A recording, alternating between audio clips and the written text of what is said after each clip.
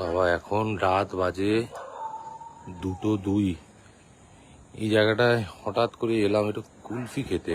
এই জায়গাটার নাম হচ্ছে কেন্দুয়া শান্তি সংঘ। দুর্গাপুজোর বাঁশ পড়ে গেছে, সত্যি সত্যি সত্যি দেখা যাচ্ছে না এইখানে। মানে বেসিক্যালি এই জায়গাটায়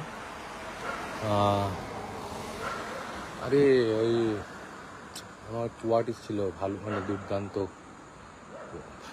ও তো পলিটিক্স করতে চলে গেছে, আমার এখনো মানে নামই মনে পড়ছে না। সায়নীর এটা ব্র্যান্ড অ্যাম্বাসেডার ছিল এখানে। একটা দারুণ ছবি, ও সুন্দর, ও মানে মিষ্টি দেখতে তো, গোলমুখ। এবারে দেখলাম ব্র্যান্ড অ্যাম্বাসেডারে ওর মুখের জায়গায় বাঁশের ছবি দিয়ে দিয়েছে। কি হয় মানুষের! আমি একা একা কথা, আমি লোক ভাববে একা একা কথা বলছি। অনেকদিন বাদে একটা বন্ধুর সাথে দেখা হয়েছে। হ্যাঁ আচ্ছা। যাই হোক, বন্ধুকে ফোন করে রাত্রিবেলা হঠাৎ মিট। আমি কুলফি খেতে দাঁড়িয়েছি, তারপর শুনলাম যে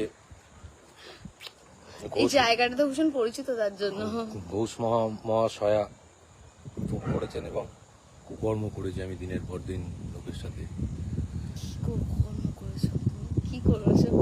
এখনো কোনো মেয়ের সাথে আমি প্রেম করেছি, এত কিছু করেছি, কেউ বলতে পারবে না আমি কাউকে ওভারট্রাম করেছি। আমাদের মধ্যে আসলে বাঙালির মধ্যে একটা ব্যাপার আছে, বাঙালি রাজনীতিবিদদের মধ্যে ব্যাপার আছে, ডিভোর্স করলে একজনকে দিয়ে একজনকে খোঁজা মারা যায়। উঠে উঠে আমরা দেখিয়ে দেবো সারা জীবন বন্ধু হিসেবে থাকা যায়, সারা জীবন। কেন বলছি রে?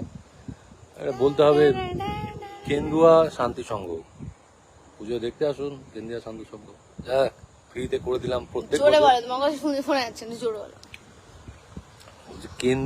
কেন্দুয়া শান্তি সংঘ ফ্রিতে প্রচার করলাম, কারণ প্রত্যেক বছর এখানে তো সায়নীর মুখ থাকে, আসতেই ভয় লাগে, এতগুলো গার্ড।